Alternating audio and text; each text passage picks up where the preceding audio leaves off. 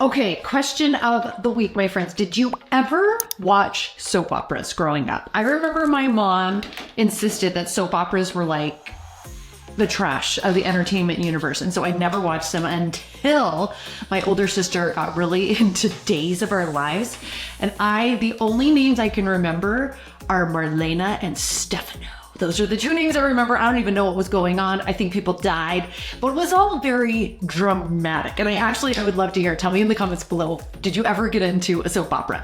Well, this week and really the next few weeks kind of feels like a soap opera in the Book of Mormon. Things are crazy, but I like a soap opera which you honestly could miss for like a week and totally keep up on what's going on. The scriptures are moving super fast. And so we are going to dive into this week's Come Follow Me and figure out what's going on. So welcome to Start Here, where we translate the scriptures into plain English so that you can feel comfortable in them and feel confident in your personal study, studying with your family, and even maybe making a really great comment in Sunday school. So if that sounds good to you, let's get started.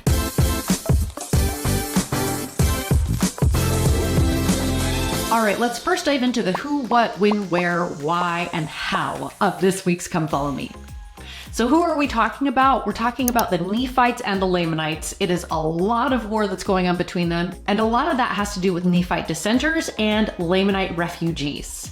We also get to meet some amazing scripture heroes. Helaman, who is the high priest of the church, but he also is going to eventually lead the 2,000 stripling warriors. And of course, we get to meet Captain Moroni, the 25-year-old chief captain of all of the Nephite army. We also get to meet Lehi, who is an amazing military commander, as well as Teancum, another amazing military commander, and Pahoran, who is a new chief judge. And he ends up just being the most humble and strong guy. Love Pahoran. So when is all of this happening? We're actually going to be covering about a 10-year time period just this week. And it goes from about 74 BC to 64 BC, and we're still in the United Nephite era. We've still got all of the Nephites pretty much together. During this time of the unified Nephite era, a couple of really important things happen. The first is that the Zoramites, remember those guys that Alma and the Great Eight went to preach to? Well, they do actually end up dissenting over to the Lamanites, which initiates the first of what's going to be many battles, many wars between the Lamanites and the Nephites. This is where we get the war chapters of the Book of Mormon. Now, where is this happening? We are literally all over the Nephite map. We go as far down south as where the Lamanites are in the land of Nephi, and as far north as the land of Manifold, which is basically the northernmost city for the Nephites. Things are happening all over the place, but don't worry, I will bring up some maps to show you where things are happening as we discuss them. Now, why? Why are these chapters included in the Book of Mormon? Why do we need to know about battles and wars and strategy? Personally, I actually love the war chapters so much, and there's a few reasons why. First of all, is that the overarching message, I think, of the whole thing is that God protects his covenant people. When his people are righteous and they're following him, he will protect them. The second thing is that there's just so many spiritual parallels between these physical battles that the Nephites have with the Lamanites and the spiritual battles that we have with Satan. The third thing is that these chapters actually contain a lot of little evidences that prove that the Book of Mormon really is an authentic ancient record, and we'll bring up a couple of those as we go. And number 4, we get Captain Moroni out of these chapters. I think every boy needs a hero and every girl needs a spiritual crush, and Captain Moroni is that. All right, now what is happening? You guys, this took me forever. I'm actually so afraid to do this video because I think it might end up being 5 hours long because so much happens. So we are going to take it chapter by chapter, and there's actually 8 battles that we're going to dive into and 8 spiritual lessons we can learn from these battles. So battle number 1 is the Zoramite War. And can I just say, if anyone is like a military expert, I know what the difference between a battle and a war is, but I can't tell in these. I'm like, does this count as just a battle or just a war? So I'm just using those words almost interchangeably, and I know they're different, and I apologize. So feel free to leave in the comments what you think the title should be, but just know I'm trying my best, okay? This is my best. It might not be very good, but it's what we've got.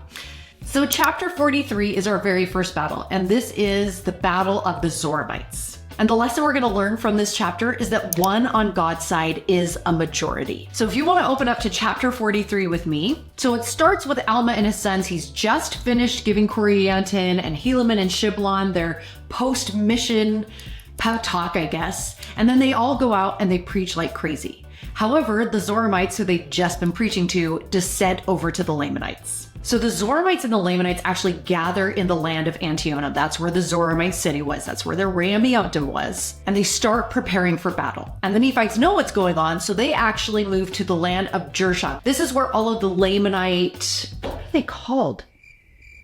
Words. Lamanite, people who join the church. Converts.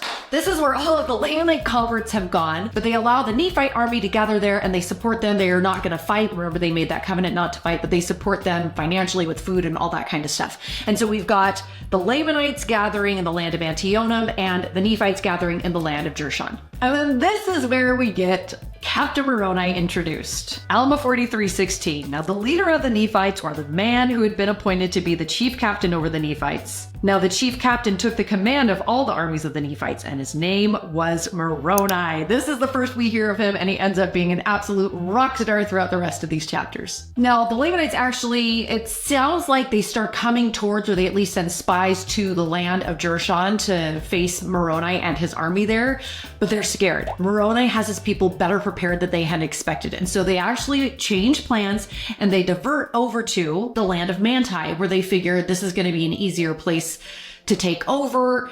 Captain Moroni has no idea what we're doing, and there's no army there, so we're going to be able to take the land of Manti, no problem. But Captain Moroni has an ace up his sleeve, something that the Lamanites don't have, and that's a prophet. Moroni actually sends to Alma the prophet and says, please help, what should we do? And Alma lets them know where the Lamanites are going to be, and so Moroni and his army are prepared when the Lamanites and the Zoramites finally arrive in the land of Manti. So when the Lamanites get there, Moroni is actually already, he's divided up his army so that when the Lamanites come in, they're surrounded. They have actually walked right into the middle of the enemy's camp. And here's a spiritual lesson from this first battle, the Battle of the Zoramites. We're going to be in verses 48 through 51 here. So as they're having this battle, the Lamanites actually are fighting so well. It actually says they fought like dragons, and a lot of the Nephite soldiers are scared. So verse 48, and it came to pass that when the men of Moroni saw the fierceness and the anger of the Lamanites, they were about to shrink and flee from them. And Moroni, perceiving their intent, sent forth and inspired their hearts with these thoughts, yea, the thoughts of their lands, their liberty, yea, their freedom from bondage. And it came to pass that they turned upon the Lamanites, and they cried with one voice unto the Lord their God for their liberty and their freedom from bondage. So these people are scared, and Moroni is like, no, we are fighting for a better cause. These people are coming against us, just trying to take over our lands and our freedom. But that's exactly what we're fighting for. We're fighting for our freedom, for our religion, for our families. And so they turn around and they are inspired by this. And then let's read verse 50. And they began to stand against the Lamanites with power. And in that selfsame hour that they cried unto the Lord for their freedom, the Lamanites began to flee before them, and they fled even to the waters of Sidon.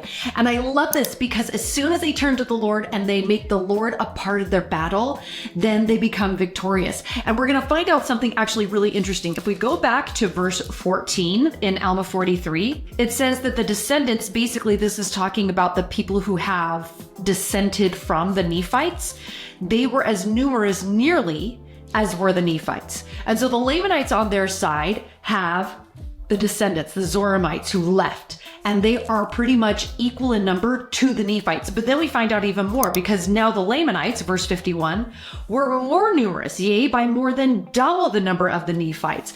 And so they have an army that is almost 3 times larger than the Nephites. But what does it say? Nevertheless, they were driven, insomuch that they were gathered together in one body in the valley upon the bank by the riverside. I love this because it teaches us such an important spiritual lesson, that one on God's side is a majority. The numbers against us do not matter as long as we have God on our side. So at this point, Moroni's army surrounds the Nephites, and then we're going to go into our next chapter, chapter 44, to find out what happens. So this is still battle number 1, but we have a second lesson to learn here. Moroni has the Lamanites surrounded. He has them in his hands. And I think this is so impressive. We don't really think about what this would actually look like, but think about what is surrounding Captain Moroni. He is surrounded by dead or wounded men that he is friends with, men whose families he knows, men whose wives wives and children he knows. And he knows that he's going to have to go back to the land of Zarahemla and tell these women and these children that their husbands and their fathers died in this battle. And I think that if I was in that situation, if I was facing the guy who kind of started all of this, created this war that didn't even need to happen, I would want revenge, but Moroni doesn't. So let's look at what he does. Alma 44 verse 1, Moroni said unto Zarahemna, Behold, Zarahemna, that we do not desire to be men of blood.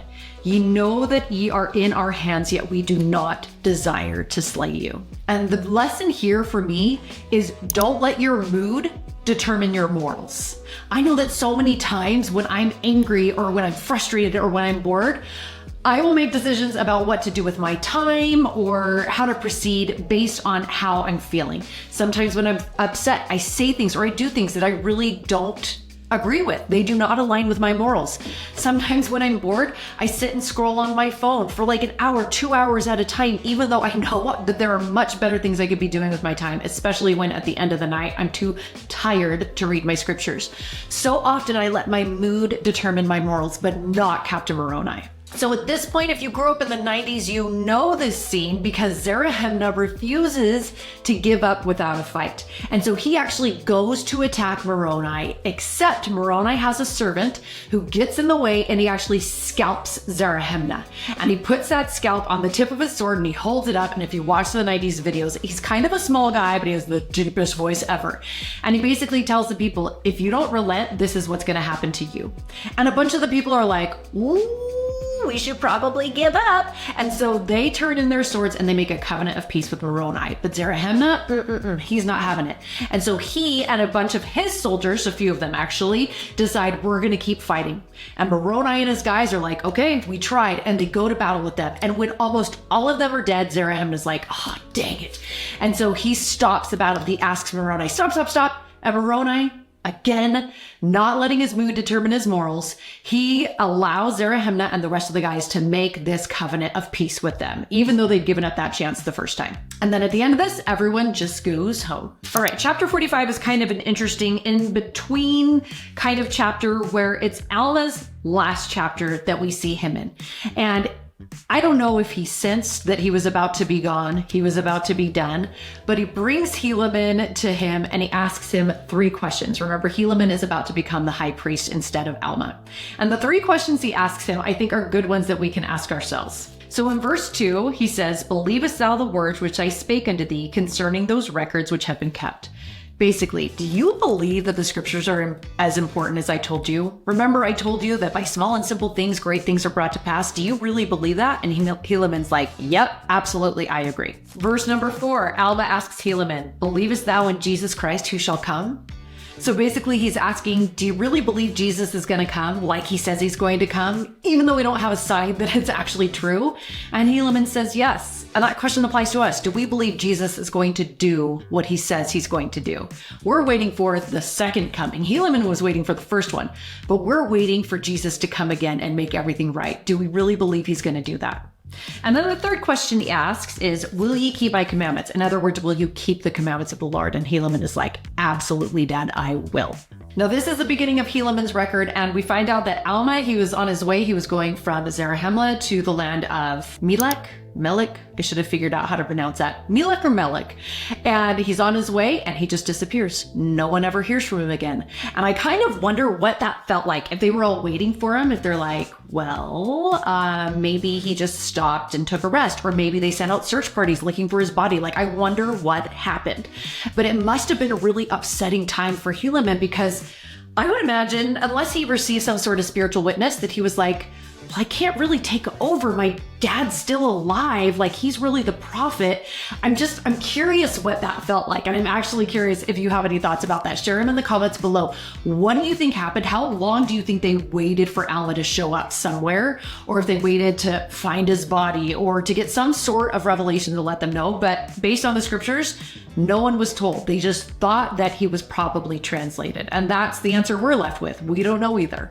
All right, we are on to chapter 26, and this is battle number 2, lesson number 3. So this is the Amalekite battle. And what this battle teaches me is that Satan only has as much power over us as we give to him.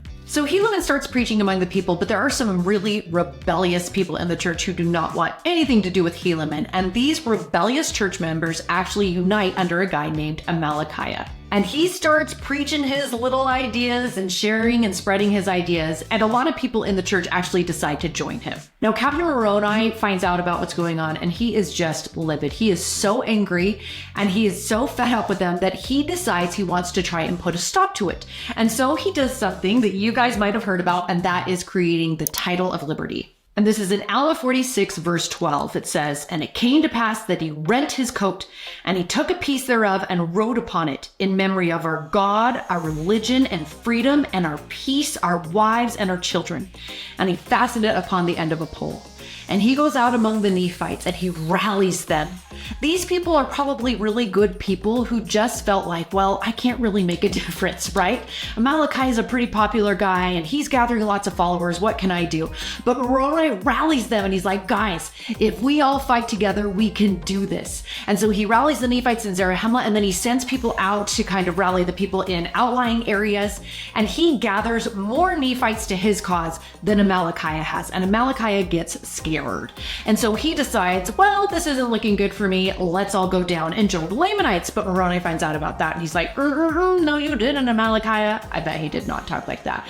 But he decides he's not going to let Amalickiah join forces with the Lamanites. And so he sends his army, he goes with his army to try and head them off. And he meets them in battle. This is the Battle of Amalickiah, and he heads them off and they go to battle with each other. And during this battle, Amalickiah is seeing things are not going well for him. And so he actually runs away with some of his guys, and they end up in the land of Nephi where the Lamanites live. P.S. Side note here, why is it called the land of Nephi if the Lamanites live there? If you remember when Lehi and his family first landed, they were living in the land of their first inheritance, and Nephi found out that Laman and Lemuel were going to kill him, so he goes off and makes this little land of Nephi where his people live. But eventually the good Nephites leave that land when there's a bunch of bad Nephites, and the Lamanites take over it. Now, why did the Lamanites still call it the land of Nephi? I'm actually not sure if they did. We have to remember this record is written and kept by Nephites, and so they might have just been calling it the land of Nephi when the Lamanites themselves had changed it. Okay, anyway, so Amalickiah and some of his guys end up in the south in the land of Nephi, joining the Lamanites, and the rest of his guys that he totally deserted, worst leader ever, either decide to make a covenant of peace and they rejoin the Nephites, or they are killed. Okay, chapter 47. You guys, I told you this week is crazy. This is the Battle of the Lamanite Soldiers, battle number 3, lesson number 4. And the lesson I get from this is do not give Satan an inch, not one single inch. So Amalickiah, when he heads down to the land of Nephi, he joins the Lamanites, somehow gets an audience with the Lamanite king, and he riles him up. And he's like, we've got to go to battle against the Nephites. They're the worst. And the Lamanite king is like, sure, yeah, I totally agree. So he tries to get his soldiers together to go to battle against the Nephites. However, most of them don't want to go to battle against the Nephites, either because they're scared or because remember that battle of the Zoramites? Some of these guys might have actually been there and made a covenant of peace that they would not go to battle. And so the king is super angry. He's like, oh, this cannot be. My soldiers aren't doing what I say. And so he puts Amalickiah at the head of, we're going to call them the loyal soldiers. They're loyal in the worst way because they're loyal to a wicked king. But the Amalickiah becomes a leader of the loyal soldiers. And the rebellious soldiers, the ones who don't want to fight, run away and they gather themselves to Mount Antipas. Now, Amalickiah takes his soldiers and he goes to the base of Mount Antipas and he sends up messengers and asks the leader of the rebellious soldiers, his name is Lehontai, to come down and just talk to him. He asks 3 times and Lehontai won't come down. And finally, Amalickiah goes a little bit up and he approaches Lehontai and is like, hey, guess what? I have an idea. You bring your rebellious soldiers down to the camp where I have my loyal soldiers, and you guys surround them while they're sleeping. And when they wake up, you guys can take control of the entire army, including these soldiers, these loyal soldiers. And you can be the head of this army, and I'll be your second in command. And Lehontai's like, sweet. Perfect. So he brings his army down from the mountain. Don't give Satan an inch, you guys. He brings his army down from the mountain. They surround the loyal soldiers. And when the loyal soldiers wake up, they have to give up their arms and commit to being led by Lehontai. Well, Lehontai doesn't know it, but let's read this verse. In verse 18, it says, and it came to pass that Amalickiah caused that one of his servants should administer poison by degrees to Lehontai, that he died. And this is a double whammy for Lahotai. His first mistake was listening to Amalickiah at all. He had done such a good job of refusing to come down, but he listens to Amalickiah. Then he does what Amalickiah suggests. He comes down and he takes over the army. And then this third part, he doesn't even know it, but he's being administered poison by degrees and he dies. Guys, we give Satan an inch and he takes 1,000,000 miles. We cannot give Satan even an inch. So now that Lahotai is dead, Amalickiah was the second in command. So all of a sudden he's first in command over the entire army of the Lamanites. And he heads back to the city of Nephi in this victorious parade of his soldiers that he is now at the head of. And the king comes out and he's thinking, great, my soldiers are all ready to go fight the Nephites, but Amalickiah's got a plan. He sends 2 servants up to the king and they bow to the king and the king is there. He thinks everything's fine, except these guys, when they're in front of the king, they actually killed the king. Now, Amalickiah has absolutely no loyalty to anyone. And so he's like, what did these guys do? They killed the king. And he sends his whole army, goes with them after these 2 servants who killed the king at his command. Now, these servants realize what's going on and they actually decide, well, we're going to join the Nephites. So they actually join the people of Ammon. And then Amalickiah comes back with his army into the land of Nephi, goes into the queen. He's like, hey, sorry, your husband died. I guess I'm king now. Want to be my wife?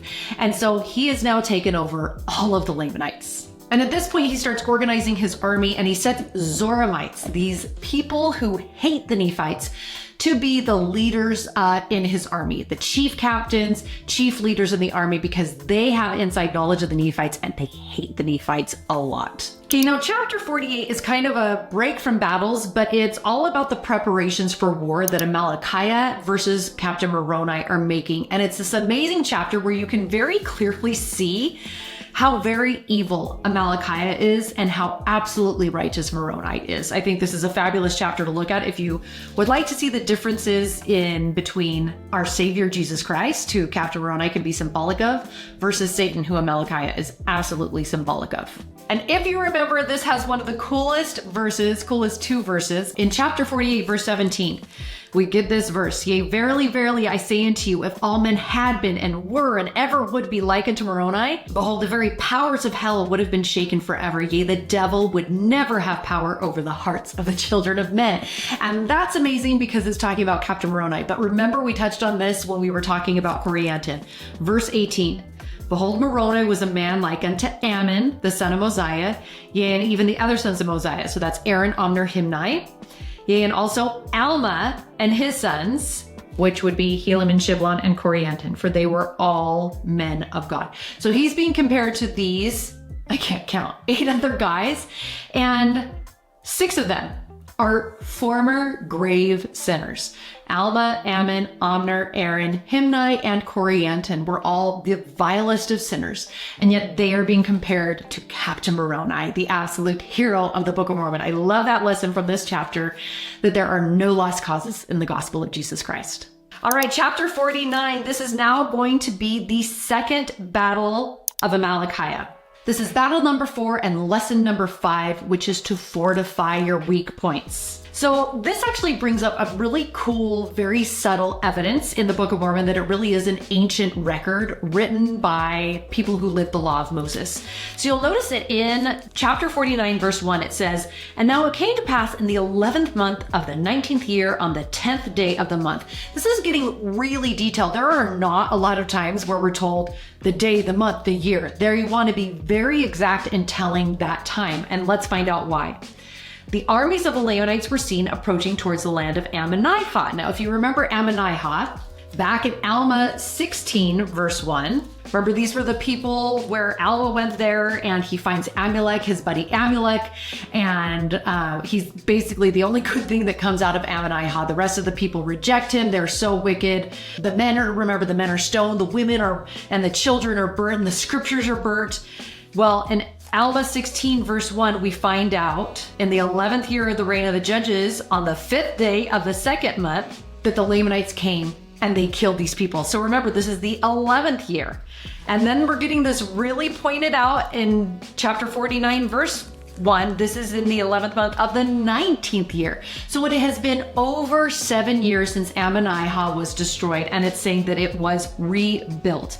And why is this important? Well, according to Jack Welch, who is an amazing gospel scholar, the point is that they're emphasizing the fact this is more than 7 years because the city of Ammonihah was completely destroyed and they actually didn't bury the bodies. The dead had not been properly buried. And according to the Mosaic law, there would then have had to be a 7-year cleansing period of this entire city that was covered in these dead bodies before anyone could go into that city and rebuild it and inhabit it.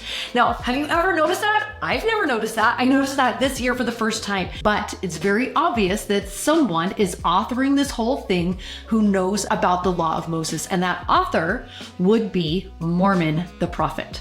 So at this point, Amalickiah, he has riled his people up and they go to battle against the Nephites. And they're actually going towards Ammonihah thinking this is going to be easy peasy, no problem. But Moroni has fortified it too well. So they decide, okay, we're going to retreat and we're going to go to the city of Noah. They've got Nephites, former Nephites, these are Zoramites, who are leading their army. And they remember, oh, Nephi, or the land of Noah is not very well fortified. It was actually the weakest point in all of the land. But Moroni, knowing this and being led by God, has actually fortified the city. And the person he has defending it is actually Lehi, who these guys remember from past battles, and they are scared of him. But the Lamanites decide we're going to fight anyway, and they do everything they can to beat them. It's actually so sad. They try and they try and they try, but they cannot win. And eventually all of their chief captains are killed. And the rest of their soldiers, when they see this, they decide this isn't worth it. We're scared. And they run back to the land of Nephi and they tell Amalickiah what had happened.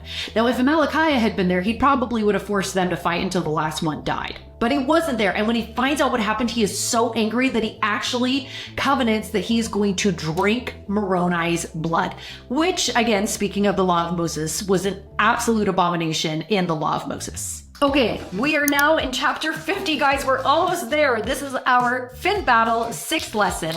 Now, this battle is the Battle of Morianton, and the lesson is people are always more important than things. What I love about these chapters, though, is that Moroni could have been like, oh, those cities don't matter very much. They're really weak. They're kind of on the borders. We don't care about them. But he fortified even the weakest points that they had.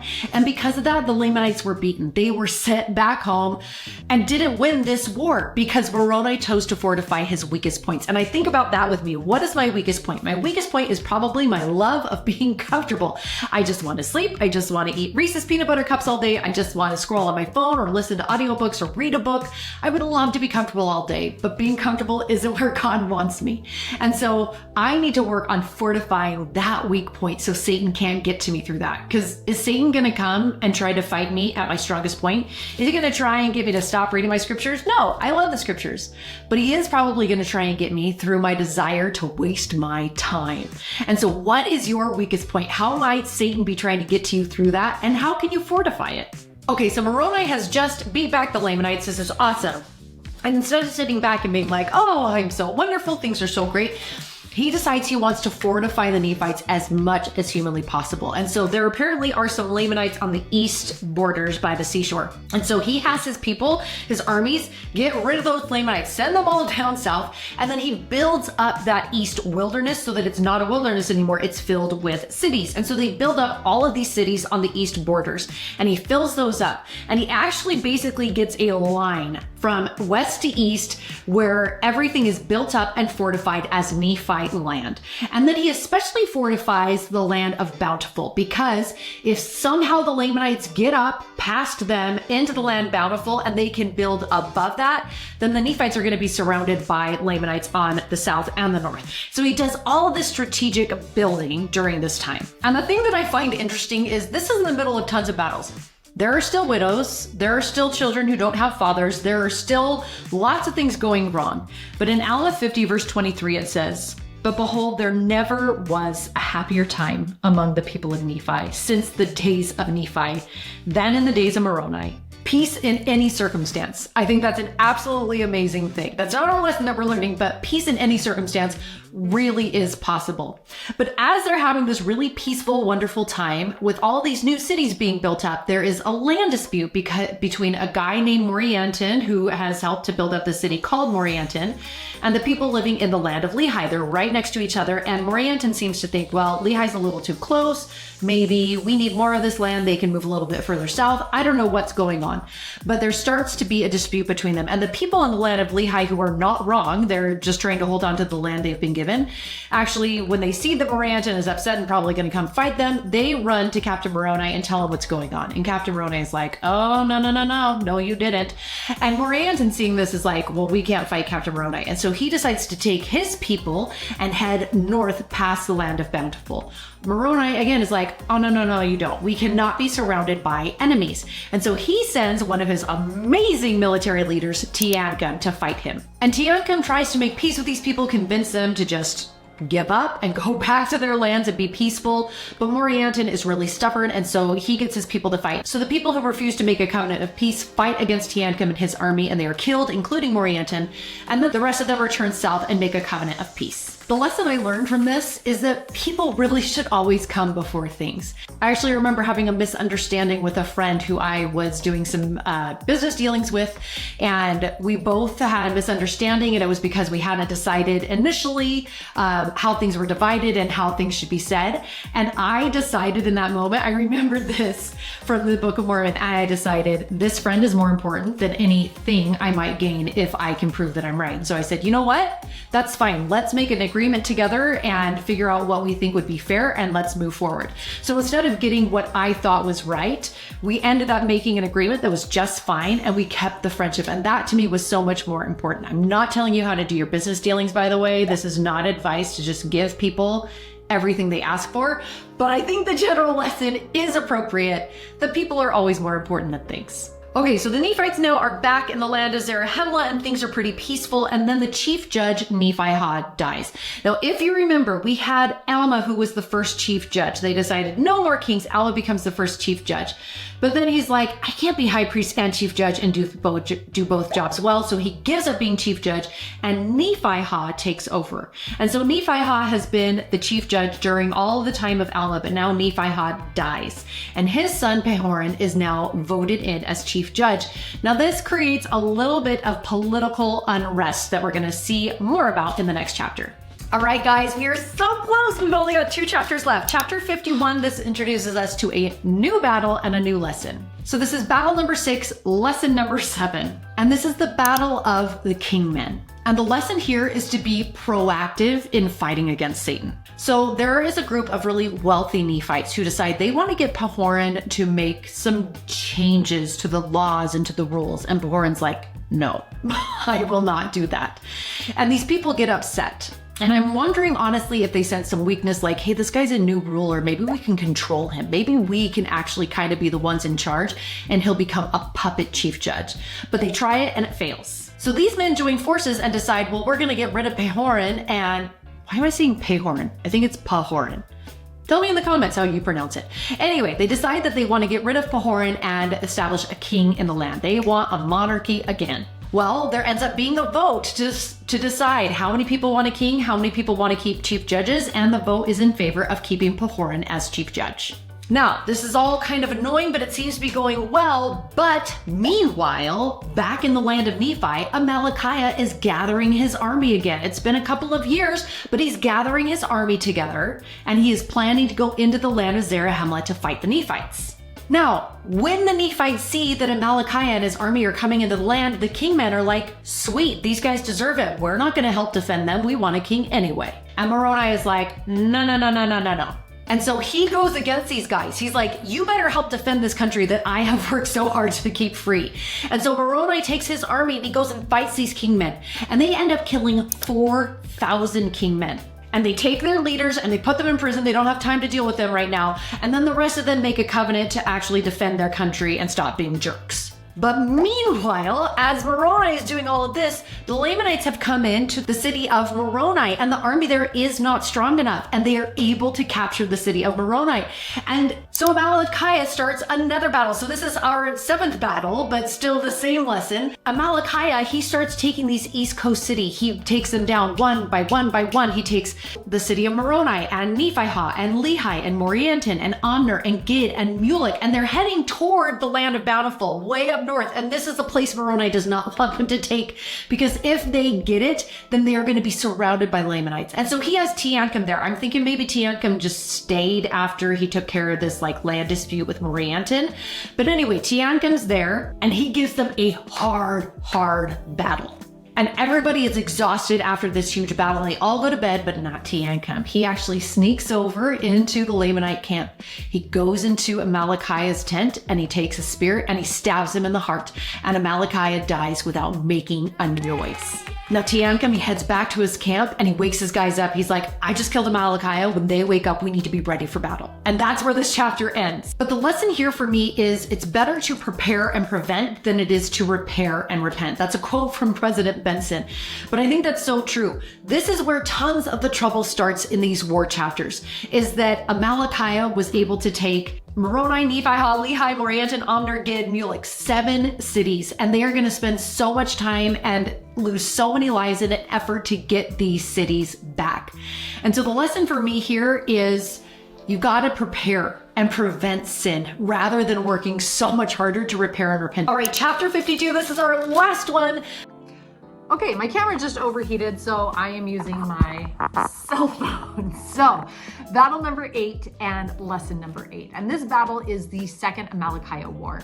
And this battle, I think what it teaches us is what President Nelson has tried to teach us, is that we need counter strategies and proactive plans. So, Teancum has just killed Amalickiah, and when the Lamanites wake up in the morning, they are scared. And they actually retreat back to the city of Mulek that they'd taken, and they decide we're just going to regroup there. Now, Amalickiah is dead, so his brother, Amoron, takes over. And so the Lamanites at this point are just maintaining the cities they took.